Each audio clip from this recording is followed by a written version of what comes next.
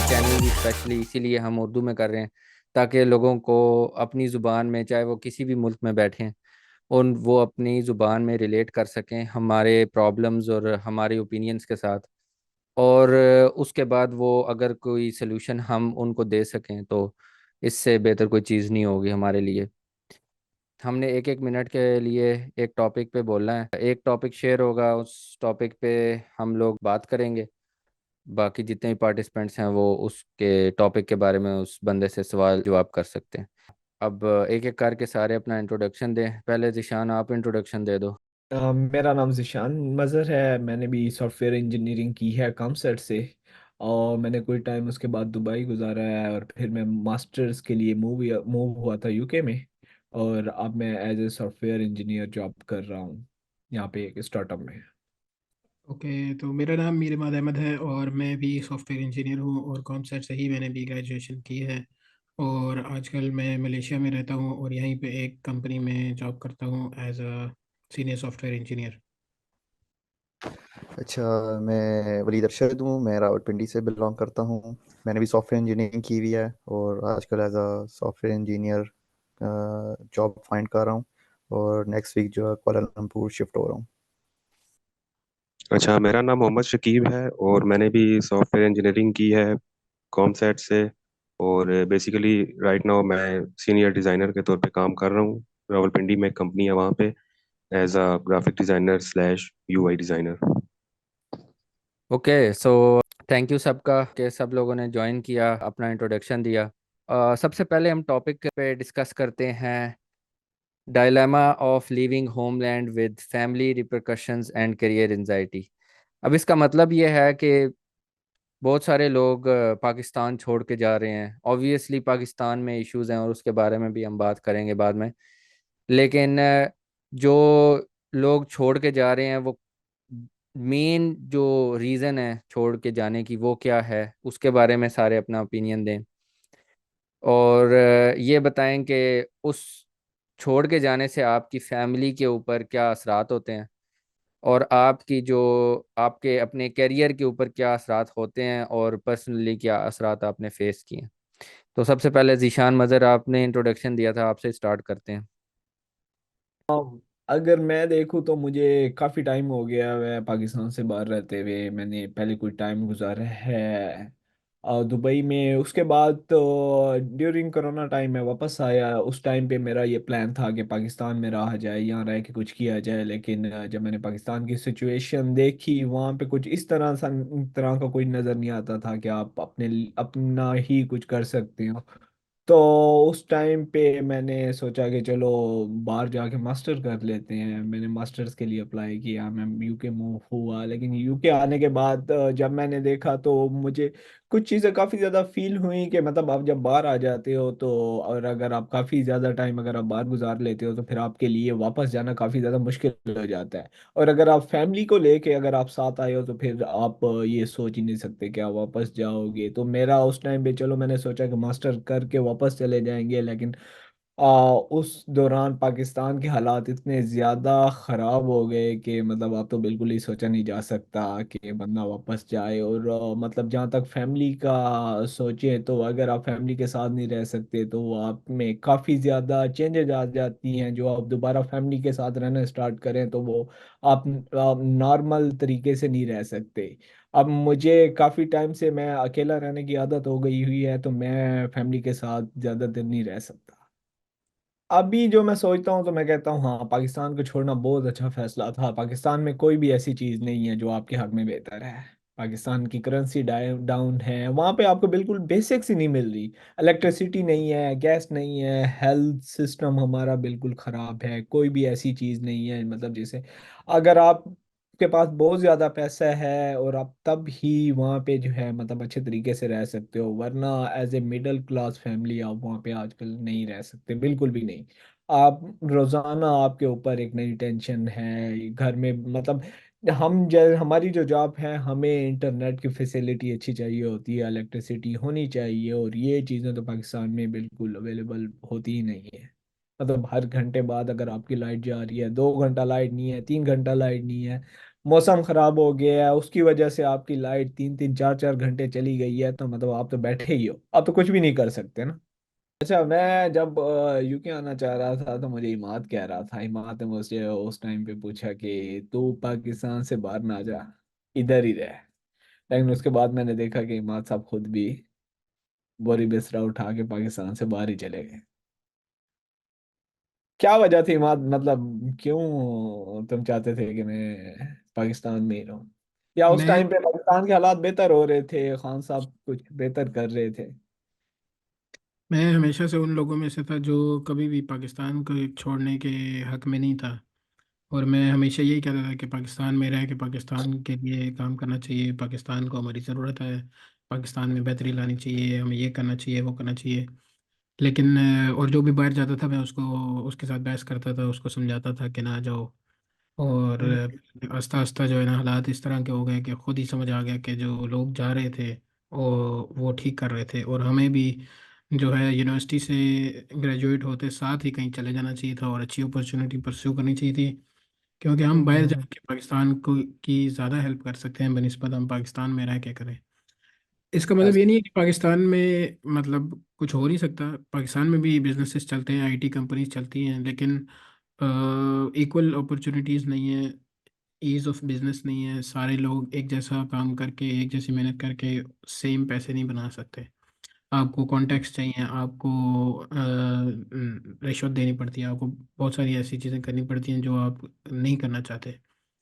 ऐसे ही है, मतलब आपको एफर्ट जितनी भी ज्यादा करो, आपको फ्रूट उसका वैसे नहीं मिलता जितना मिलना चाहिए, जो आपको बाहर आके मिलता है। एग्जैक्टली और जब पाकिस्तान में भी हम रहते थे तब भी हम बाहर के ही क्लाइंट्स के साथ काम करते थे, यूएस और यूके कनाडा इधर उधर, किसी के साथ फ्रीलांस करते हैं, किसी के साथ जॉब करते हैं, सारे बाहर के साथ ही करते थे। पाकिस्तान के अंदर जो क्लाइंट्स होते थे वो उनको हम अगर एक किसी चीज़ की वेबसाइट के लिए 30,000 रुपये भी मांग लें तो वो ऐसे लगता था कि उनका गुर्दा मांग लिया हमने। और वो जो है ना, हर बंदा ये चाह रहा है कि फ्री में ही बना दे बंदा तो बस अच्छी बात है। ऐसे ही है, मतलब उन्हें लगता है कि हम कुछ एज सच उसमें मटेरियल यूज नहीं कर रहे, तो वो एक चीज उनके लिए फ्री कंसीडर होती है कि मतलब इन्होंने तो कुछ नहीं करना। मतलब उन्हें नहीं पता कि हमने एफर्ट तो करनी है उस पे, मतलब हमने इतना कुछ सीखा है, हमने इतना कुछ एक्सपीरियंस गेन किया है, तो उसका भी कुछ ना कुछ तो बनता ही है। Exactly exactly.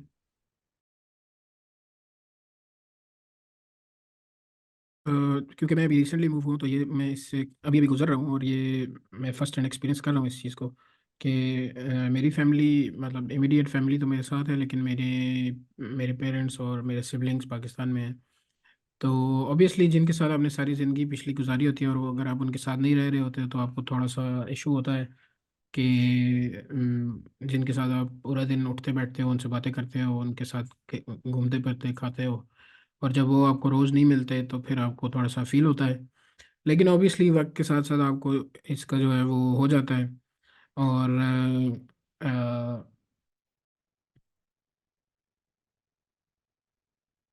ओके, सो अब इमाद से किसी का क्वेश्चन कोई इस बारे में? ओके, अब हम चलते हैं वलीद की तरफ, सेम सवाल लेके कि वलीद क्या लगता है कि लोग पाकिस्तान छोड़ के जा रहे हैं तो क्यों छोड़ के जा रहे हैं, और बाहर जाने वालों की क्या ज़िंदगी ज़्यादा अच्छी हो जाती है और क्या उनकी फैमिली के ऊपर असरात होते हैं? यार मुल्क छोड़ के जाना ये हर किसी की अपनी एक अपना एक डिसीजन है। सिर्फ पाकिस्तान में लोग नहीं छोड़ के जाते। दुनिया की जो डेवलप कंट्रीज़ हैं वहाँ के लोग भी एक कंट्री से दूसरे कंट्री मूव होते हैं। मे बी उनकी जो थिंकिंग है वो अलग है कि मे बी वो एक्सप्लोर करना चाहते हैं कंट्री को या कुछ नया करना चाहते हैं, लेकिन इन पाकिस्तान मेजोरिटी जो है बेटर अपॉर्चुनिटी के लिए मूव करना चाहती है, क्योंकि पाकिस्तान में उस तरह की अपॉर्चुनिटीज़ नहीं है जिस तरह दूसरे मुल्कों में मिल जाती हैं। और दूसरा यहाँ पे करेंसी का भी बहुत बड़ा फ़र्क है।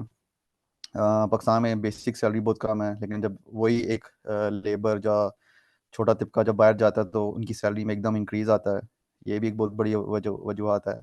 बाकी फैमिली पे ये जो असर पड़ते हैं, ऑब्वियसली ऑब्वियसली बात है कि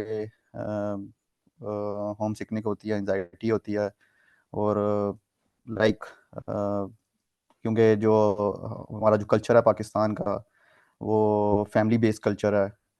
हमारा फैमिली के साथ बहुत ताल्लुक होता है। फैमिली, पेरेंट्स, सिबलिंग्स, फिर दोस्त, फिर मोहल्लेदार, so everyone is connecting with each other.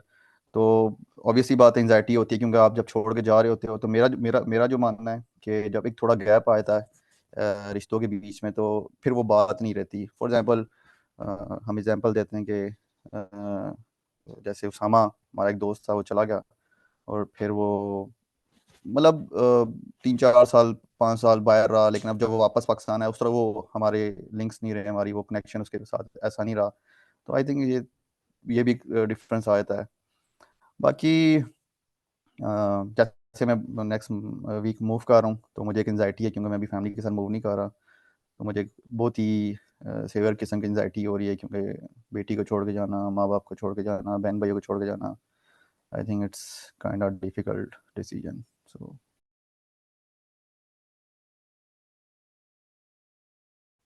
यार, जब मैं चाइना भी गया था, उस वक्त भी मुझे एंजाइटी थी, टू बी वेरी ऑनेस्ट। इतनी नहीं थी जितनी मुझे अभी हो रही है। शायद इसकी रीज़न ये है कि उस वक्त सिचुएशन डिफरेंट थी, क्योंकि मैं जॉब ढूंढने नहीं जा रहा था, मैं स्टडी करने जा रहा था, स्कॉलरशिप पे था, मेरी अकोमोडेशन सब कुछ जो था ना स्कॉलरशिप में कवर हो रही थी। तो मैं उस लिहाज से थोड़ा रिलैक्स था। अभी मेरी सिचुएशन कुछ हो रहा है, मैं जॉब ढूंढने जा रहा हूँ, मुझे नहीं पता कितने टाइम में मिलेगी। एक ये एंजाइटी मुझे हो रही है। दूसरा, आई थिंक अब जब मैं चाइना गया था, उस वक्त इतनी मेच्योरिटी नहीं थी, अभी मेच्योरिटी आ चुकी है। तो अब रियलाइज़ होता है कि मे बी साल बाद या 2 साल बाद अगर मैं वापस आता हूँ, तो मैं कितनों को नहीं देख सकूँगा, या वक्त कैसे बदल जाएगा। तो आई थिंक ये भी एक अजीब सी एंजाइटी मुझे हो रही है। बाकी आई थिंक जब मैं वहाँ पे पहुँच जाऊँगा और इन्वायरमेंट के साथ सेटल हो जाऊँगा, तो आई थिंक ठीक हो जाएगा सब। क्योंकि चाइना भी मेरे साथ ये होता है, एक पहला हफ्ता 2 हफ्ता मैं थोड़ा था, लेकिन फिर उनके साथ मैं इन्वायरमेंट में फिट हो गया था। और किसी का कोई सवाल वलीद से? बहुत अच्छा वलीद ने आंसर दिया है। मेरे ख्याल में बहुत सारे लोग रिलेट करेंगे इस आंसर से, क्योंकि कई लोग जो है वो फैमिली के बाद बाहर जाते हैं, शादी के बाद, कई लोग शादी से पहले जाते हैं। तो काफ़ी अच्छा एक आंसर है उन लोगों के लिए। और किसी का कोई सवाल वलीद से? ओके, सो अब शकीब की तरफ चलते हैं। अच्छा, इसमें यह है कि आप लोगों की तरह मेरा हैंड्स ऑन एक्सपीरियंस नहीं है बाहर जाने का, बाहर काम करने का, तो मैं यहीं पे था। तो दूसरा ये है कि वो वलीद वाली बात है कि मतलब सिर्फ पाकिस्तान से ही लोग जाते, डिफरेंट कंट्रीज से जाते हैं। आप वेस्ट वाले भी कंट्रीज चेंज करते होंगे, उनकी वजूहत और होती होंगी, लेकिन पाकिस्तान है और मतलब स्पेसिफिकली अगर साउथ एशियन कंट्रीज को देख लो, तो यहाँ से बहुत लोग जाते हैं मुल्क छोड़ के। उनमें से बेसिक ही जो होती है वो इकोनॉमी रीज़न होती है कि उनको सैलरीज बहुत अच्छी नहीं मिल रही होती, या उनके घर के हालात होते हैं। तो ये रीज़न है। दूसरा, एक ग्रोथ अपॉर्चुनिटीज़ जो हैं वो भी वेस्ट में ज़्यादा होती हैं, बड़ी जो टेक कंपनीज हैं सारी वहाँ पे होती हैं। तो ये भी है। मेरा जहाँ तक अभी तक मैं नहीं जा सका, उसकी एक वजह ये है कि मेरे जो भाई हैं वो बाहर होते हैं। तो यहाँ पे मेरी जॉब है, प्लस मैं फ्रीलांसिंग भी करता हूँ, तो ओवरऑल जो है वो ठीक हो जाता है। बाकी घर पे अगर कोई सपोर्ट की ज़रूरत होती है, एक्स्ट्रा कोई एक्सपेंसेस होते हैं, तो वो भाई बर्दाश्त कर लेता है। और वो जो ज़ीशान से क्वेश्चन किया था कि बाहर जाने के बाद लाइफ पे क्या फ़र्क पड़ा है, या फैमिली रिप्रिकॉशंस वाली जो बात है, उसमें ये है कि भाई के जाने के बाद मतलब थोड़ी सी सपोर्ट हो जाती है कि अगर खुदा ना खास्ता कोई इशू होता है, या एक्सपेंसेस अगर अचानक से आ जाते हैं। तो मेरा जाने का इसलिए फ़िलहाल नहीं है कि फ़िलहाल सो फार सो गुड वाला है। मे बी फ्यूचर में प्लान चेंज भी हो सकता है। और इसके अलावा थोड़ा ये है कि जो अर्निंग है वो थोड़ी यूएसडी में भी हो जाती है, तो ऑब्वियसली जो पीकेआर में इन्फ्लेशन होती है, लेकिन अगर यूएसडी में अर्निंग हो तो वो थोड़ा बहुत मैनेज हो जाता है उससे। तो ये थोड़े बहुत पॉइंट्स हैं, बाकी फ्यूचर में आइडिया बन भी सकता है। ओके, और ये क्या सोच के कहते हो कि पाकिस्तान में अच्छी अर्निंग है? इसका क्या मतलब है कि पाकिस्तान में अच्छी अर्निंग है?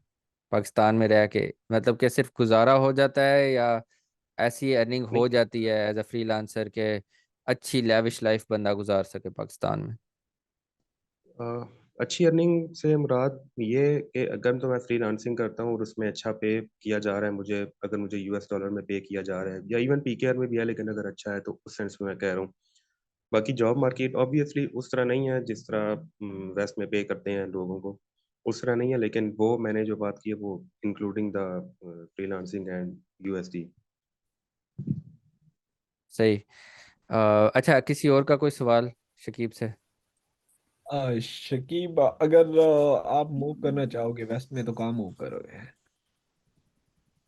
आउट ऑफ कंट्री या वेस्ट स्पेसिफिकली? वेस्ट मतलब ज्यादा फर्स्ट जो प्रेफरेंस होती है वेस्ट ही होती है आई थिंक। नहीं, बहुत सारे आपके लोगों माइंड की। में क्या है अगर आप जाओगे तो मतलब कहाँ जाओगे, मतलब फर्स्ट ऑप्शन क्या है आपके माइंड में? मे बी गल्फ कंट्रीज या मलेशिया, लेकिन गल्फ कंट्रीज का जहाँ तक मुझे आइडिया है कि वो आपको सिटीजनशिप नहीं देते, आप चाहे जितना भी अरसा वहाँ पे लगा लो। तो अगर इन द हाँ, लॉन्ग रन देखना है तो मे बी यूके और सम स्कैंडिनेवियन कंट्री। आई थिंक इसका गल्फ भाई का है, ऑस्ट्रेलिया होता है, तो मोस्ट प्रॉब्ली ऑस्ट्रेलिया ही मूव करेगा। मे जरूरी बी। नहीं है। गल्फ का ये है कि हाँ वो सिटीजनशिप नहीं देते, लेकिन एक चीज वहाँ की बड़ी अच्छी है कि वो टैक्स भी नहीं लेते। क्योंकि मतलब अगर आपकी वहाँ पे पे अच्छी है और अगर आपको टैक्स नहीं देना पड़ रहा तो फिर मतलब मैं सोचता हूँ कि फिर भी आप एक अच्छी जगह पे पड़े हो। क्योंकि हम यहाँ पे रहते हैं, हम टैक्स इतने ज्यादा देते हैं। मतलब जहाँ तक मैं सोचता हूँ वही हमारी बचत होती है जो हम टैक्स दे रहे होते हैं। तो ये बड़ी टैक्स अच्छी देने। बात कर रहा है जिशान, क्योंकि ये बहुत एक बड़ा हम एक मिथ है कि जो लोग वेस्ट कंट्रीज में रह रहे हैं वो शायद अय्याशी कर रहे हैं। और ये कई यूट्यूब टिकटॉक वीडियोस में लोगों ने इस चीज़ को बताया है कि ऐसा नहीं होता। यहाँ पे मुश्किल से सर्वाइविंग होती है। बहुत बहुत अच्छी भी आप जॉब करते हैं तो मुश्किल से आप अपना रेंट और खाना पूरा करते हैं। तो सिर्फ इन्वायरमेंट के लिए और बच्चों के लिए, पर्सनली मैं तो इसलिए कनाडा मूव हुआ था। अब मैं खुद भी ये सोचता हूँ कि पाकिस्तान में रह के आप काफ़ी अच्छी लाइफ गुजार सकते हैं अगर आपके पास पैसे हैं। और फैमिली का जहाँ तक है तो फैमिली की परेशानी होती है, और जितने भी लोग यहाँ मिलते हैं उनसे बात करता हूँ तो यही देखता हूँ कि हर बंदे को अपनी फैमिली याद आती है। इसीलिए मोस्टली यहाँ पे इंडियंस तकरीबन दिसंबर नवंबर में अपनी होम कंट्री जाते हैं, विजिट करते हैं, उसके बाद फिर वापस आ जाते हैं कनाडा। लेकिन ये लेकिन यार मेरी। उमर, मेरा आपसे एक सवाल है पूछो। कि आपने कहा कि पाकिस्तानी लोगों का एक वो है कि मिथ है कि बाहर बहुत ज़्यादा पैसा पाकिस्तान में नहीं है। लेकिन कुछ एग्जांपल्स हमारे सामने हैं। जैसे एक मैं भी जानता हूँ कि एक बंदा है कनाडा में जो टैक्सी चला के, कनाडा में उसने अपनी ज़िंदगी के 30 साल वहाँ पे दिए हैं और टैक्सी चलाई, ऊबर चलाया है। लेकिन पाकिस्तान में उसके पास ज़मीनें हैं और फॉर्च्यूनर है, मतलब करोड़ों की गाड़ी है। तो हम्म। अगर आप ये चीज़ पाकिस्तान में रह के 30 साल टैक्सी चलाएं तो आपको क्या लगता है कि आप कभी टैक्सी से ऊपर मूव कर सकेंगे? ओके, तो ये ऑब्वियस सी बड़ा बात है कि बड़ा अच्छा क्वेश्चन है, और इसका जवाब ये है कि जब आप डॉलर को कन्वर्ट करते हैं ना रुपीस में, तो फायदा होता है। तो जैसे जो बंदा यहाँ पे रह रहा है वो बस अपनी जिंदगी जैसे तैसे करके गुजार रहा होता है। लेकिन जब वो पैसे यहाँ पे कुछ सेव करता है, जैसे अगर मैं $100 की बात करूँ, अगर मैं सिर्फ $100 ही सेव करके पाकिस्तान जाऊँ और वहाँ पे लगाऊँ, तो डेफिनेटली वहाँ पे मुनाफा ज़्यादा होगा। मुझे वो पैसे कन्वर्ट होके हो सकता है मैं अपनी गाड़ी उतने में ले लूँ जितने में यहाँ पे मुझे $100 का सिर्फ एक टाइम का खाना मिलेगा। सो वैल्यू जो है मनी की यहाँ पे ज़ीरो है। यहाँ पे वैल्यू नहीं है डॉलर की। तो जो लोग यहाँ पे कहते हैं कि इधर आके आप अमीर हो जाओगे, ऐसा कुछ नहीं है। हाँ, ये हो सकता है कि आप यहाँ पे आके जो सेविंग करोगे, जो जो कि एक तरह से मुझे तो नामुमकिन लगता है, लेकिन जो लोग कर लेते हैं, जो कि बहुत ज़्यादा कफ़ायतशार होते हैं, जहाँ पे आके बहुत कंजूसी के साथ रहते हैं, वो थोड़ी बहुत सेविंग कर लेते हैं, वो लोग जो है वो 30 साल बाद जाके पाकिस्तान में घर बना सकते हैं। यहाँ पे फिर भी और नहीं बना वलीद, सकते। एक चीज मैं ये ऐड करूंगा कि देखो, तुम कह रहे हो कि उसने पीछे काफी ज्यादा कुछ बनाया है, उसने बेशक बहुत कुछ बनाया होगा, लेकिन उसकी जो लाइफ जो 30 साल की रही है ना वो टैक्सी में ही रही है। ठीक है। उसने वहां पे वो जिंदगी नहीं गुजारी होगी जो उसे गुजारनी चाहिए थी। अब तुम सोचो ना कि 30 साल उसने सिर्फ टैक्सी चलाई है।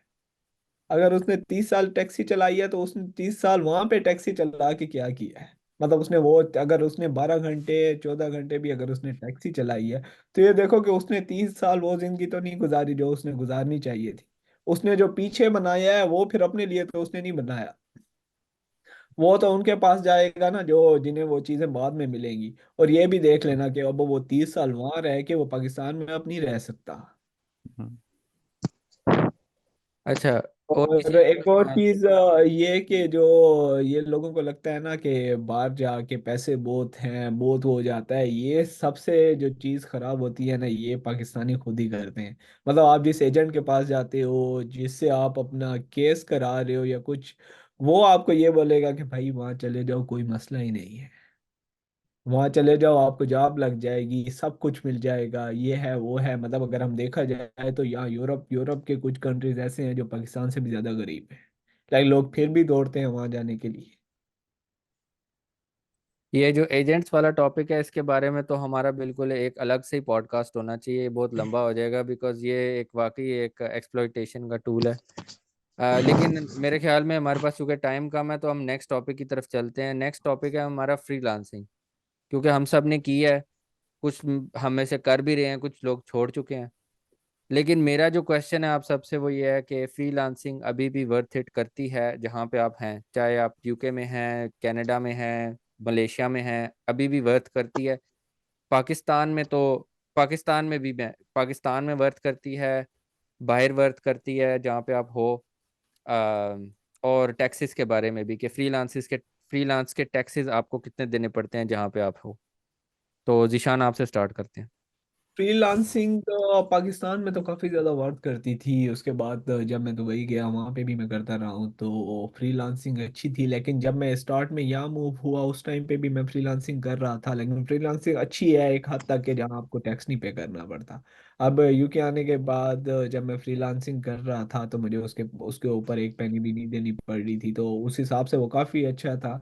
लेकिन लॉन्ग टर्म में देखा जाए, अगर आप पाकिस्तान से बाहर मूव कर रहे हो तो उस मतलब फ्रीलांसिंग अच्छी चीज़ नहीं है। मैं जब यहाँ मूव हुआ, क्योंकि मेरे पास फुल टाइम वर्क करना अलाउ नहीं था, इसलिए मैं फ्रीलांसिंग कर रहा था, तो चीज़ें काफ़ी अच्छी थी। लेकिन जैसे ही मेरे फुल टाइम अलाउ हुआ, मैंने फ्रीलांसिंग छोड़ के मैंने जॉब को ही प्रेफर किया। क्योंकि यहाँ पे ये चीज़ है कि अगर आप जॉब कर रहे हो, टैक्सेस दे रहे हो, तो मतलब ये है कि अगर आप फ्यूचर में अगर आप पीआर की तरफ जाते हो तो वो चीज़ें आपकी काउंट होती हैं। तो पाकिस्तान की हद तक अच्छा है फ्रीलांसिंग। बाहर आने के बाद मैं तो ये बोलूँगा कि मतलब जैसे हम ग्रो कर रहे हैं, तो बेहतर यही है कि फुल टाइम जॉब करें, और साथ अगर कुछ और करना है तो कुछ ऐसा करें जिससे हमें फ्यूचर में फ़ायदा हो। फ्रीलांसिंग टेम्परेरी है, मतलब वो आपको सिर्फ एक्स्ट्रा आप अर्न कर सकते हो, लेकिन उससे जो है अपने फ्यूचर के लिए कुछ नहीं बना सकते। ओके, ये तो पर्सपेक्टिव है एक बंदे का जिसने पाकिस्तान, दुबई और यूके में ज़िंदगी गुजारी है। अब इमाद, आप थोड़ा सा एक्सपीरियंस शेयर करो कि आपका फ्रीलांसिंग में के बारे में क्या ख्याल है। आई नो कि आपके काफ़ी पैसे डूबे भी हैं फ्रीलांसिंग के चक्कर में। तो क्या फ्रीलांसिंग वर्थ करती है, और क्या वो एक सोर्स ऑफ पैसिव इनकम है, क्या वो एक सोर्स ऑफ एक्टिव इनकम है? पाकिस्तान में रह के, पाकिस्तान से बाहर रह के क्या सिचुएशन है आपकी? पाकिस्तान में रहते हुए फ्रीलांसिंग जो है वो ज़्यादा बेहतर है। और ये पैसिव इनकम नहीं है, ये एक एक्टिव इनकम है, ये एक जॉब की तरह ही है। लेकिन जो इसका, मैं सिर्फ दो चीज़ें बताऊंगा, एक इसकी डाउन साइड और एक इसकी अप साइड। इसका सबसे बड़ी जो प्रो है वो यही है कि आप पाकिस्तान में रह रहे हो, पाकिस्तान की करेंसी में खर्चा करते हो, रेंट भी उसी हिसाब से देते हो। लेकिन आपकी इनकम जो है वो डॉलर्स में है, यूरोज में है, या कैनेडियन डॉलर में है, जिसमें भी है, तो वो आपको जब करेंसी कन्वर्जन होती है तो आपको बहुत ज़्यादा उसमें फ़ायदा हो जाता है। अब उसमें आगे डिपेंड करता है क्या आप किसी के साथ ऑनलाइन फुल टाइम जॉब कर रहे हो मंथली फिक्स सैलरी पे, या आप छोटे छोटे प्रोजेक्ट्स कर रहे हो, फ्री लैंडिंग पेज बना रहे हो, गेम बना रहे हो, वेबसाइट बना रहे हो, या ग्राफिक डिज़ाइनिंग कर रहे हो। ठीक है। अब इसमें डाउन साइड ये है कि अगर तो आप किसी के साथ फुल टाइम जॉब नहीं कर रहे रिमोटली, ठीक है, और आप फाइवर या अपवर्क पे काम कर रहे हो, तो आपको मसला ये है कि आप डिपेंडेंट हो उसके ऊपर कि आपको कब ऑर्डर आ रहे हैं, क्लाइंट कितने आ रहे हैं। प्लेटफॉर्म के ऊपर आप फुली डिपेंडेंट हो। कल को अगर प्लेटफॉर्म ने आपको डाउन कर दिया, आप सर्च रैंकिंग में नीचे कर दिया, तो आपकी अर्निंग पे बहुत बड़ा डेंट पड़ सकता है। अगर हमने ऐसे भी केसेस देखे हैं कि लोगों की पूरी पूरी प्रोफाइल बंद हो जाती है, लोग टॉप रेटेड होते हैं या सेकंड लेवल पे होते हैं, 100+ उनके रिव्यूज़ भी होते हैं, अच्छी इनकम थी, सब कुछ था, उनकी प्रोफाइल्स डेड हो जाती हैं, बहुत सारी चीज़ें हो जाती हैं, किसी की प्रोफाइल हैक हो जाती है, कुछ भी हो सकता है। तो आप जो है सर्टन सर्टन नहीं होते हो। ठीक है, आप अच्छे पैसे कमा रहे होते हो, लेकिन कभी भी कुछ भी हो सकता है। तो ये फ्रीलांसिंग का जो डाउन साइड है वो एक यही है। तो इसमें मैं जिशान की बात से मैं एग्री करूँगा। मेरे ख्याल से एज अ स्टूडेंट ये चीज़ अच्छी है, आप शुरू में ये सब कर सकते हो, लेकिन अगर आपके पास बिजनेस मैनेजमेंट स्किल्स हैं तो आप उसको एज अ पूरा बिजनेस या एजेंसी में कन्वर्ट कर सकते हो। अदरवाइज बेस्ट ये है कि जैसे ही आप फुल टाइम फ्री हो जाओ यूनिवर्सिटी से, एजुकेशन से, आपको चाहिए कि आप किसी अच्छी कंपनी में जाओ, और ताकि आपको एक्चुअल इंडस्ट्री नॉलेज का पता चले कि एक्चुअल प्रोजेक्ट्स कैसे होते हैं, एक्चुअल में लोग क्या करा रहे हैं। क्योंकि मोस्टली फ्रीलांसिंग में आपके पास वो प्रोजेक्ट्स आते हैं जो एस्पायरिंग प्रोजेक्ट्स होते हैं, लोग ट्राई कर रहे होते हैं, अच्छा इस तरह की वेबसाइट बनवा लेता हूँ, ये डिज़ाइन बनवा लेता हूँ, उसका इम्पैक्ट कोई नहीं होता और उसकी ओनरशिप आपके लिए कुछ नहीं होती। लेकिन अगर आप किसी कंपनी को, अच्छी कंपनी को जिसका एक अच्छा प्रोजेक्ट है, उसके पीछे या अच्छी क्लाइंटल है, उसके साथ आप काम करते हो, लेट से आप 2-3 साल भी काम करते हो, तो आपके पास एक ओनरशिप होती है कि मैंने अच्छा ABC प्रोजेक्ट पे काम किया है, और वो प्रोजेक्ट आज इधर चल रहा है, इतने उसके यूज़र हैं और इतनी उस पर ट्रैफिक आती है, ठीक है।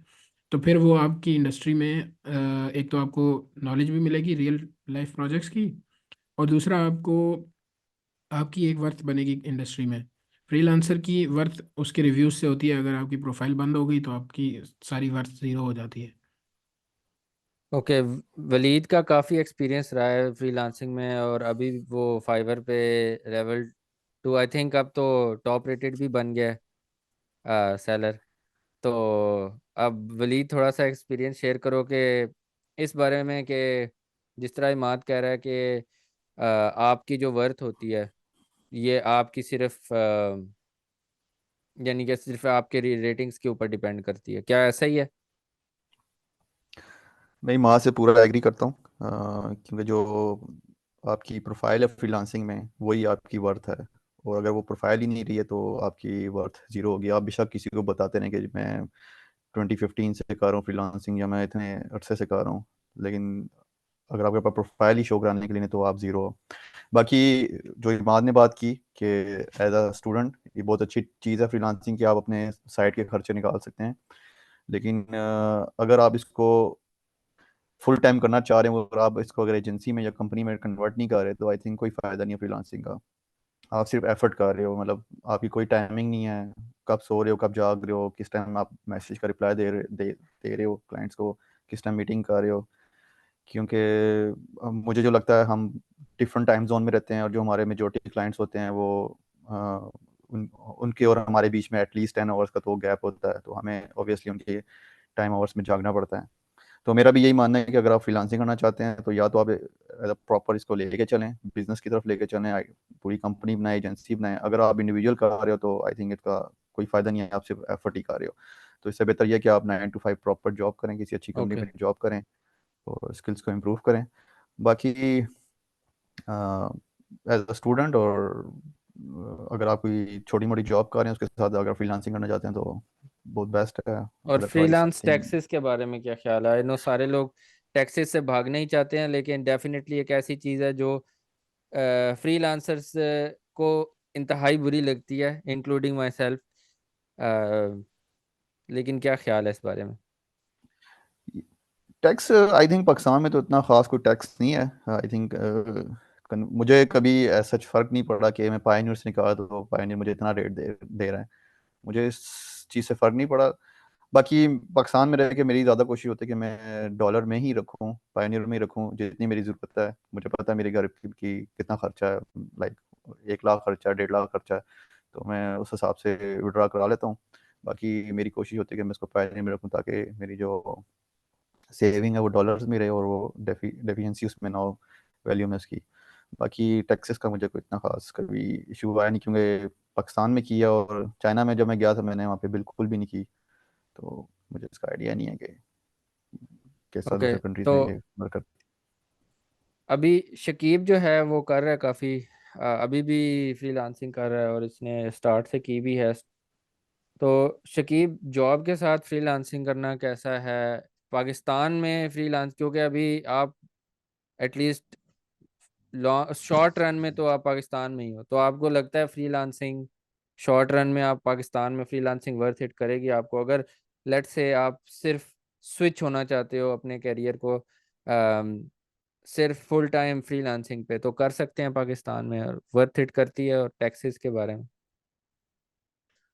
राइट नाउ जॉब के साथ जो मेरी फ्रीलांसिंग चल रही है वो ठीक चल रही है। इसमें ये एस्पेक्ट है कि जब शुरू में फाइवर का हमें पता चला था, सब क्लास वालों का, तो उसमें और आज में थोड़ा फ़र्क है। अब यह है कि उसकी जो मार्केट है फाइवर की, वो बहुत ओवर सेचुरेटेड हो गई है और उस पर कंपटीशन ऑब्वियसली काफ़ी ज़्यादा हो गया है।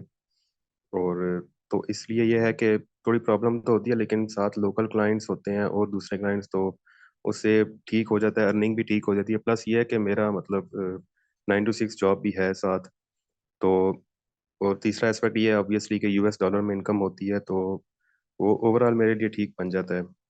बाकी ये है कि सस्टेनेबल है जब तक यहाँ जॉब कर रहे हैं, क्योंकि 9 to 6 की जो सैलरी है वो ऑब्वियसली मतलब नॉर्मल है, उतना नहीं है कि जो दूसरी करेंसी में पे होता है तो तब जाके बनता है।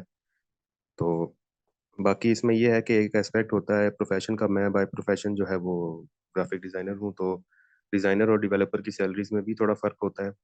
तो इसके लिए फिर फ्रीलांसिंग जो है वो इंक्लूड करके तो मेरा ठीक हो जाता है एक्सपेंसेस।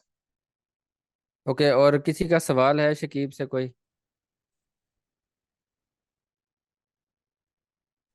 मेरा सवाल है शकीब से कि मैनेज कैसे करते हो, मतलब आप 9 to 5 जाते हो और मेरे ख्याल से वापस आके कैसे आप कितने आवर्स देते हो और फिर फैमिली को कैसे मैनेज करते हो? तो ये बहुत ज़्यादा हेक्टिक नहीं हो जाता? इसमें यह है कि हेक्टिक हो जाता है, लेकिन इनिशियली फ्रीलांसिंग इतनी ज़्यादा थी नहीं। मतलब वीक में मे भी 2-3 दिन काम कर लिया, या ज़्यादा प्रोजेक्ट है उनको वीकेंड के ऊपर पेंडिंग छोड़ दिया, फिर वीकेंड पे कर लिया। तो लेकिन अभी यह है कि काम थोड़ा सा बर्डन ज़्यादा होता है, तो मैनेज इस तरह करना होता है कि आप मतलब एक तरह से आदत हो गई है ऑफिस से आना, थोड़ा टाइम फैमिली के साथ स्पेंड करना, उसके बाद डिनर करके फिर फ्रीलांसिंग कंटिन्यू करना। तो अब बस ये है कि एक तरह की आदत बन गई है, तो इतना फील नहीं होता। ओके, सो मैं थोड़ा सा कनाडा का बताना चाहूँगा अब, क्योंकि आप सब ने बहुत अच्छी इंफॉर्मेशन शेयर की है। कनाडा के अंदर बहुत ज़्यादा स्ट्रिक्टनेस है फ्रीलांसिंग को लेके भी, और ओवरऑल आपके फाइनेंसिस को लेके भी। गवर्नमेंट जो है यहाँ पे आपकी सारी फाइनेंसिस को किसी टाइम पे भी ब्लॉक कर सकती है। बैंक्स के पास कंट्रोल है कि वो आपके जो अकाउंट्स हैं उनको सीज कर सकते हैं।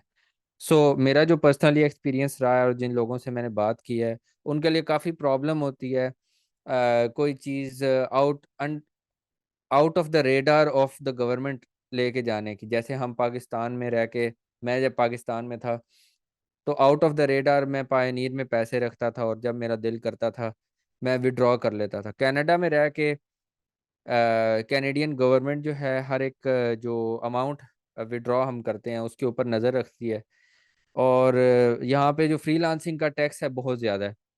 सो आई थिंक अपवर्क 25% नहीं 15% अपवर्क लेता है, और फाइवर भी इसी तरह 15 to 20% ऑफ योर इनकम लेता है।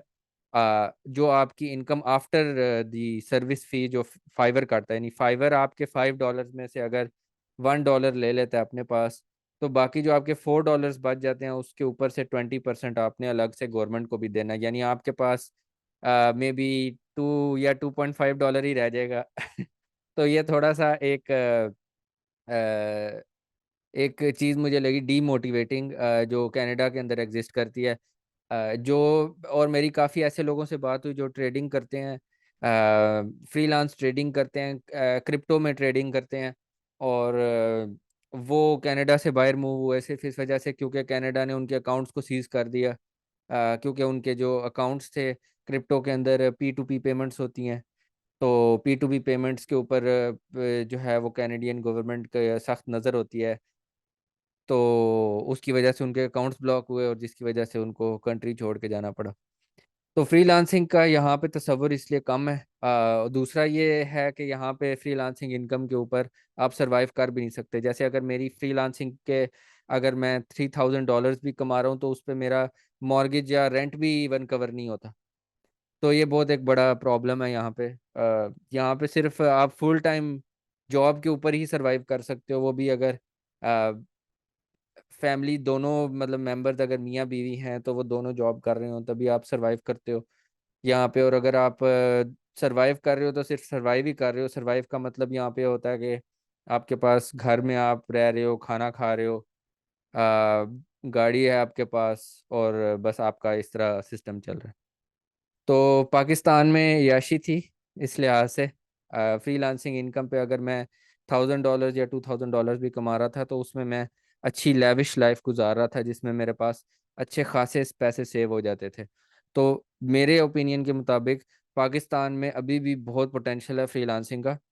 अच्छा, मेरा कनाडा क्वेश्चन में है मेरी कि बातों से क्या लग रहा है? अच्छा, आप जैसे कि आप जो 1 साल हो गया वो वैंकूवर में शिफ्ट हुए, हम्म। तो आपकी बातों से मुझे ये लग रहा है कि आप रिकमेंड करते हो कि कनाडा ना ही आओ तो बेहतर है। लेकिन यहाँ पे पाकिस्तान में जो लोग हैं, इंजीनियर्स, हम्म। डॉक्टर्स हम्म। और इवन पीएचडीज भी, वो बाकायदा उनका एक ग्रुप बना हुआ है, आप भी उस ग्रुप में हो। हम्म। वहाँ पे तो ऐसा होता है कि बस हमारी जो डेस्टिनेशन है वो कनाडा ही है। हाल हम्म। दो कि कनाडा का कोई प्रोसेस इजी नहीं है। हम्म। आई थिंक एक तो बहुत टाइम कंज्यूमिंग है, और एक मेरे ख्याल से तो कॉम्प्लेक्स भी है। लेकिन स्टिल पीपल जो है ना बस कह रहे हैं कि हमने कनाडा ही जाना है, कनाडा ही जाना है, और they are trying everything to go to Canada. तो तो आप क्या रिकमेंड करते हो? मुझे तो आपकी बातों से लग रहा है कि नहीं आना चाहिए। ओके, मैं उन लोगों में से नहीं हूँ कि जो एक जगह पहुंच जाते हैं और वो कहते हैं कि भाई बाकी यहाँ पे ना आए, और लोगों को मना करते हैं इस मकसद से कि ताकि लोग उस अच्छी चीज को ना देख सकें जो वो देख रहे हैं। मैं एक्चुअल रियलिटी बताता हूँ कनाडा की। और एक्चुअल रियलिटी जो मैंने देखी है यहाँ पे वो यही है कि लोग हैंड टू माउथ हैं। इवन जो लोग अच्छी जॉब कर रहे हैं, जैसे मेरी टेक में जॉब है, टेक से अच्छी जॉब यहाँ पे हो नहीं सकती किसी की, क्योंकि इधर इनकम बहुत ज्यादा है। टेक की सबसे ज्यादा इनकम है। तो अगर सबसे ज्यादा इनकम वाला बंदा भी स्ट्रगल कर रहा है और प्रॉब्लम में है तो जो लो इनकम वाले लोग हैं वो उनके क्या हालत होगी। ठीक है। तो जो मैं बात बार बार करता हूँ यहाँ पे ये है कि यहाँ पे अय्याशी नहीं है जो हम पाकिस्तान में अय्याशी देखते थे, और जो मैं खुद पर्सनली देख रहा था पाकिस्तान में अय्याशी कर रहा था, वो यहाँ पे नहीं हो सकती। यहाँ पे आपके पास हेल्प नहीं है, अफोर्ड नहीं कर सकते। यहाँ पे आप किसी प्लम्बर को घर पे नहीं बुला सकते क्योंकि वो सिर्फ आने का आपसे $500 ले लेगा। यहाँ पे आपको सारा कुछ खुद करना पड़ता है। यहाँ पे आपको अपनी आदतें चेंज करनी पड़ती हैं। वो सारी चीज़ें अपनी जो है वो और आई नो कि लोग ये सारी चीज़ें कहेंगे कि यार हम अपनी आदतें चेंज कर लेंगे, वो मसला नहीं है। हम बस कनाडा एक ड्रीम लाइफ को देखना चाहते हैं, हम सोफिस्टिकेट होना चाहते हैं और हो भी जाएंगे। लेकिन सोफिस्टिकेट होने के बाद भी अगर आपको स्ट्रगलिंग ही आपका पीरियड चलता रहे तो फिर उसमें आप क्या, मैं अब क्या कहूँ कि कनाडा एक जन्नत है? कनाडा जन्नत नहीं है। यहाँ पे इतने ज़्यादा सेचुरेशन हो चुकी है, लोग इतने ज़्यादा तादाद में आ चुके हैं कि यहाँ पे जॉब्स जो हैं वो एक जॉब के ऊपर, आप बिलीव करोगे, एक जॉब के ऊपर 5000 कैंडिडेट्स ने अप्लाई किया। इतना ज़्यादा सेचुरेशन हो चुकी है। मतलब वो ये मैं नहीं कह रहा कि हर जॉब के ऊपर 5000 ही कैंडिडेट्स अप्लाई कर रहे हैं, लेकिन मैं ये सिर्फ बताने की कोशिश कर रहा हूँ कि जो लोग यहाँ आ रहे हैं, जो ड्रीम बिक रहा है वो इतना ज़्यादा बिक चुका है और इतना ज़्यादा बिक रहा है कि जो लोग यहाँ बैठे हैं उनके लिए मुश्किल हो रहा है, तो जो लोग ड्रीम लेके आ रहे हैं उनके लिए कितना मुश्किल होगा। हम्म। देखो, वो ये बात आपकी ठीक है, लेकिन इसकी वजह यही है ना कि पीछे से पूरी गाइडेंस नहीं है। अगर अब मेरे से कोई पूछता है ना यूके आने का, तो मैं उससे मतलब अगर सही बात करूंगा ना, तो उसे सबसे पहले जो लगेगा वो ये लगेगा कि ये चाहता है कि मैं ना आऊँ वहाँ पे। लेकिन ना, मैं अब जिसको बताता हूँ तो मैं उसे ये कहता हूँ कि भाई अगर यहाँ आना भी है तो कुछ सीख के आओ। मतलब खाली मुंह उठा के यहाँ आ जाना कि यहाँ आके हम कुछ कर लेंगे, यहाँ आके कुछ भी नहीं होना। मैंने जितने भी पाकिस्तानी देखे हैं, जितने भी दे और देसी हैं, वो सारे के सारे मतलब जो मेरे साथ आए थे तकरीबन और जॉब्स कर रहे हैं। मतलब अगर आप सोचते हो कि यहाँ आके अगर आपने वाइट कलर जॉब करनी है तो उसके लिए बेहतर यही है कि आप कुछ ऐसे आउटस्टैंडिंग स्किल्स लेके आओ कि जब आप जॉब्स पे अप्लाई करना स्टार्ट करो तो आपको फौरन ही जॉब मिल जाए। मतलब यहाँ अगर आप लोग ये सोचते हैं कि मतलब यहाँ आके हम सीखेंगे, यहाँ करेंगे, यहाँ आके सब कुछ करेंगे, तो फिर कुछ भी नहीं होना। क्योंकि इसमें अब बोलो उमर। मैं ये बात करूंगा कि जैसे रिलीजन जो है वो इंसान के अपने फायदे के लिए होता है, चाहे कोई भी रिलीजन हो, वो इंसान के अपने फायदे के लिए होता है। और इसी तरह जो इन्होंने बनाया हुआ है, एक प्रोसेस बनाया हुआ है, वो प्रोसेस जो परमानेंट रेजिडेंसी का है या वीज़ा का है प्रोसेस, उसका प्रोसेस बनाने का मकसद लोग नहीं समझते। मकसद यही है कि ताकि लोग इतने कैपेबल हों कि जब वो यहाँ पहुँचें तो उनको काम मिल सके। लेकिन जब लोग फ्रॉड करके, दो नंबरी करके, आइल्स के लिए पैसे दे के, अपनी डिग्रीज के लिए पैसे दे के बना लेते हैं, और बस कहते हैं कि हम किसी तरह पहुंच जाएं, चाहे हमें कश्ती में आना पड़े, चाहे हमें कैसे भी आना पड़े, हम पहुंच जाएं। तो यहाँ पे आके उनको रियलाइज़ होता है कि यहाँ पे आके बहुत ज़्यादा टफ टाइम मिलेगा। इसमें मैं एक बात ऐड करना चाहता हूँ कि जो जैसे अभी तुमने कहा ना, लोग को होता है कि वो बस पहुंच जाएं तो वो, और कश्ती में आ जाएं या बस किसी तरह दो नंबरी से पहुंच जाएं, तो वो लोग वो वही होते हैं जो उधर जाते हैं और वो जो है ना फिर खोतों की तरह काम करते हैं, दो दो तीन तीन शिफ्टों में काम करते हैं और बस पैसा इकट्ठा करते हैं और पाकिस्तान भेजते रहते हैं, ताकि वो लोग होते हैं जो ज़िंदगी से जो है ना उन्होंने छोड़ दिया होता है कि हमने भी कोई ज़िंदगी गुजारनी है। उनको होता है मकसद ये है कि बस मैं इधर अपनी जो है ना मशीन ख़राब करूं, इधर मेरा तेल निकलता रहे, लेकिन मेरी फैमिली, मेरे घर वाले, मेरे रिश्तेदार, मेरे आने वाली नस्लें जो है ना वो ठीक हो जाएं।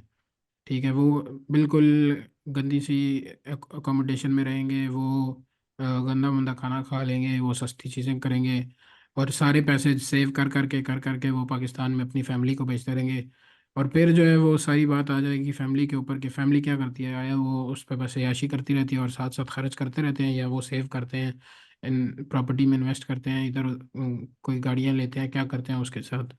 तो वो फिर उनमें से ही वो लोग होते हैं जो फिर उनकी जनरेशन जो नेक्स्ट आती है और वो जो है वेल्दी लोग होते हैं। तो ये इसी चक्कर में लोग जा रहे होते हैं, भाग रहे होते हैं कि बस किसी तरह हम भाग जाएं और वहाँ जाके फिर हम कुछ करें और पैसे पाकिस्तान भेजते रहें। बहुत सही बात की है मात। और इसमें एक और चीज़ मैं ऐड करूंगा कि अगर कोई बंदा ये कहता है ना कि मैं लोगों को डीमोटिवेट कर रहा हूँ, या हम लोगों को डीमोटिवेट कर रहे हैं कि वो बाहर ना आए, तो यकीन माने हम ऐसा बिल्कुल भी नहीं कर रहे, ना ही हम चाहते हैं। मैं सिर्फ एग्जांपल्स के साथ आपको, रियल वर्ल्ड एग्जांपल्स के साथ बताऊंगा कि कैसे लोग यहाँ पे स्ट्रगल कर रहे हैं। मैं 2 दिन पहले एक टेक इवेंट में गया था। वहाँ पे मुझे AWS, जो अमेज़ॉन, जो दुनिया की सबसे बड़ी कंपनीज में से एक अमेज़ॉन कंपनी है, उसके एक हाई प्रोफाइल डेवलपर ने मुझे ये कहा कि मैं मुश्किल से अपना रेंट पूरा कर रही हूँ, मैं मुश्किल से अपने बच्चों को संभाल रही हूँ, और मुश्किल से मेरा जो है वो गुजारा चल रहा है। तो अगर एक अमेज़ॉन जो दुनिया की नंबर वन मतलब नंबर वन क्या, टॉप 10 कंपनीज में से तो है एटलीस्ट, उसका अगर एक सीनियर एम्प्लॉय जो है उसके लिए कनाडा में रहना मुश्किल है, तो एक नॉर्मल कंपनी या नॉर्मल ब्रांड के अंदर काम करने वाले के लिए कितना टफ होगा। तो ये रियल वर्ल्ड एग्जांपल्स हैं। इसी तरह मैंने कल एक दो दिन पहले एक डॉक्यूमेंट्री देखी थी, जिसमें उन्होंने बताया कि लोग जो कश्ती में आए, उनको कैसे जो रास्ते में लूटा गया, कैसे उनको उनसे इतने पैसे निकलवाए गए कि जब उनसे इंटरव्यू किया तो उन्होंने कहा कि अगर हम लीगल तरीके से आ जाते तो शायद हम इससे कम पैसे देते। तो ये दोनों चीज़ें हैं कि आप इस चीज़ के बारे में ना सोचा करें कि बाहर आना जो है वो मकसद है ज़िंदगी का। ये सोचें कि अपनी वैल्यू बढ़ाएं कैसे, अपनी जो है वो वर्थ को कैसे बढ़ाएं, अपना एक्सपीरियंस कैसे बनाएं, ताकि आपकी डिमांड ऑटोमेटिकली बने जब आप आएँ। मैं ये नहीं कहता कि लोग बाहर ना आएँ, लोग डेफिनेटली कनाडा आएँ, UK आएँ, बाकी मुल्कों में जाएं, क्योंकि वो अपनी फैमिली को सपोर्ट करना चाहते हैं, सब कुछ है। लेकिन जब वो आएँ तो स्किल्स के साथ आएंगे ताकि उनको जॉब्स वगैरह इजीली मिल सकें। हाँ इमाद। अच्छा, मुझे अभी तुम्हारी इस बात से जो है ना, दो बातें मेरे जहन में आई। एक तो पहले तो ये कि जैसे अभी तुमने कहा कि एक AWS की सीनियर डेवलपर जो है वो भी हैंड टू माउथ ज़िंदगी गुजार रही है, रेंट देना मुश्किल है और सब कुछ मुश्किल है। फिर तुम्हारी बातों से भी यही लग रहा है कि कनाडा में हालात ठीक नहीं है, तो महंगाई है और सेविंग नहीं है और पता नहीं क्या क्या। ठीक है। और दूसरी तरफ तुमने ये भी बोला कि अगर आ रहे हो तो स्किल्स सीख के आओ और अपने आप की प्रोफाइल अच्छी करो और ये और वो। तो अब मेरा क्वेश्चन ये है कि अगर एक सीनियर डेवलपर भी ज़िंदगी अच्छी नहीं गुजार पा रहा, तो कोई उधर पहली मतलब उधर कोई कौन सा ऐसा स्किल है जो वो सीख के आएगा तो वो अपनी ज़िंदगी सही से गुजारेगा। और दूसरी बात ये कि अगर तुमने क्या सोचा इस बारे में, क्योंकि तुम जो भी सोच के गए थे कनाडा और फिर वो तुम्हें उसके बारे में उसके बरक्स सारा कुछ मिला, फिर तुमने क्या सोचा कि अब मैं तो इधर आ गया हूँ, अब मैंने ज़िंदगी गुजारनी है, वापस आना है, क्या करना है। और उस सारी सिनेरियो में तुमने क्या सोचा फिर। ओके, सो पहला जो क्वेश्चन किया है कि जो अमेज़ॉन की डेवलपर हैं, जो सीनियर डेवलपर हैं, उन्होंने कहा कि हैंड टू माउथ हो, तो इससे क्या असर होता है कि लोगों को क्या स्किल्स सीख के आनी चाहिए। तो उसका आंसर ये है कि लोगों को टेक्निकल स्किल्स सीख के आनी चाहिए, लोगों को ऐसी स्किल्स सीख के आनी चाहिए जो इन डिमांड है। और इन डिमांड स्किल्स, एक चीज़ जो कैनेडियन गवर्नमेंट की बहुत अच्छी है वो ये है, और तकरीबन सारे जो वेस्ट कंट्रीज़ हैं, वेस्टर्न कंट्रीज़ में अच्छी है, वो ये है कि वो अपनी जो स्किल शॉर्टेजेस होती हैं वो सारी पब्लिक में शेयर करते हैं। और पब्लिक में शेयर करने का उनका ये तरीका है कि वो उनकी वेबसाइट है जिसके ऊपर वो, गवर्नमेंट की ऑफिशियल वेबसाइट है जिसके ऊपर वो शेयर करते हैं कि कौन कौन सी स्किल्स की शॉर्टेजेस अभी मौजूद हैं। तो कोई भी बंदा जो कनाडा आना चाहता है, ऑस्ट्रेलिया आना चाहता है, या किसी भी और कंट्री में जाना चाहता है, वेस्ट की स्पेशली, आई थिंक यूके और ऑस्ट्रेलिया तो स्पेशली, उनकी अपनी गवर्नमेंट की वेबसाइट्स के ऊपर वो सारी लिस्ट शेयर्ड हैं जिनके ऊपर वो स्किल शॉर्टेजेस मेंशन्ड हैं, जिनको अगर आप सीख के आते हैं तो आपके लिए जॉब ढूंढना थोड़ा सा इजी होगा। पहली तो सवाल का ये जवाब है मेरा। और दूसरा जो सवाल किया है कि मैं क्या सोचता हूँ, और इन सब चीज़ों को देखने के बाद और जो मैं ड्रीम लेके आया था उसके बाद मैं क्या सोचता हूँ, तो उसका ये जवाब है कि मैंने जो ड्रीम लेके आया था वो डेफिनेटली शैटर हुई है बुरी तरह।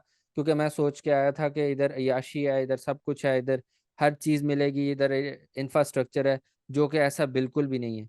लेकिन जो चीज़ यहाँ पे मुझे अभी तक रखे हुए है वो मेरी फैमिली है और उनका आगे फ्यूचर है। सो अगर मेरे पास पर्सनली, अगर मैं बैचलर होता, एज अ बैचलर होता और मेरी फैमिली ना होती मेरे साथ, तो डेफिनेटली डेफिनेटली 110% मैं पाकिस्तान वापस जाता। बिकॉज पाकिस्तान में अगर मैं फ्रीलांसिंग करके भी मैं 1,000 to 2,000 डॉलर्स कमाता हूँ एज अ सॉफ्टवेयर डेवलपर, तो मुझे जो वहाँ पे मुझे लेविश लाइफ मिलती है वो यहाँ पे 10,000 डॉलर्स कमाने के बाद भी नहीं मिल सकती।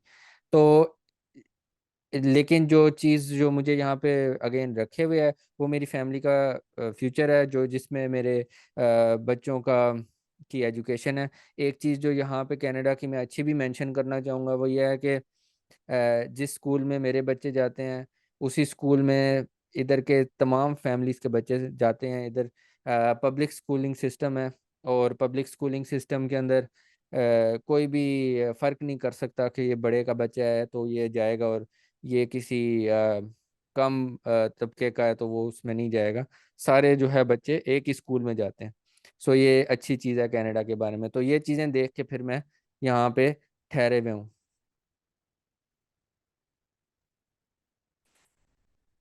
Okay okay. एक और सवाल का अगर टाइम है तो कर लेते हैं, वरना फिर एंड करते हैं। मेरे पास तो टाइम है। एक और सवाल का टाइम है आप लोगों के पास? आई थिंक एनफ है आज के लिए। टाइम तो है लेकिन बंदे कम हो गए हैं तो मतलब देख ले। हाँ सही है, मतलब पहला था ठीक है, मतलब आई थिंक इतना अच्छा हो गया हम्म, यार। अच्छा है, मतलब हाँ, जो मैं एक्सपेक्ट करके बैठा था उससे भी मतलब अच्छा था। सारे सीरियस रहे हैं, तो ठीक है सही है। वैसे उमर, मैं एक और चीज़ हाँ ऐड करूंगा कि जैसे तुम कह रहे थे कि वहाँ पे फ्रीलांसिंग पे भी टैक्स देना पड़ता है, यहाँ पे ऐसा कुछ नहीं है। उस हिसाब से, क्योंकि अगर आप यूके में हो और आपकी जो इनकम आउटसाइड दी यूके आ रही है वो आपकी टैक्स फ्री है। तो यहाँ पे ऐसा नहीं। मैं जो जितने भी मतलब अगर मैं $3,000 भी कमा रहा था या $2,000 कमा रहा था तो वो एज इट इज मेरे पास आते थे और पूरे के पूरे आते थे। यहाँ पे मतलब भाई। कैनेडियन गवर्नमेंट ने एक, सॉरी तुम्हारी बात काट रहा हूँ। यहाँ पे कैनेडियन गवर्नमेंट ने एक कॉन्सेप्ट रखा है जिसका नाम है world wide income. World wide income का मतलब यह है कि दुनिया में कहीं पे भी आप पैसा कमा रहे हैं और कैनेडियन गवर्नमेंट को भनक पड़ जाती है आपके पैसे की, तो उस पे आपको टैक्स देना पड़ेगा। डजेंट मैटर कि कहाँ से आ रहा है पैसा। और सबसे बुरी बात यह है इसमें कि कैनेडियन गवर्नमेंट और यूएस गवर्नमेंट जो है वो आपस में लिंक्ड है। सही है। नहीं, मैं जब कर रहा था तो मैं यूएस के साथ कर रहा था तो कोई ऐसा नहीं था, मतलब जो भी आते थे वो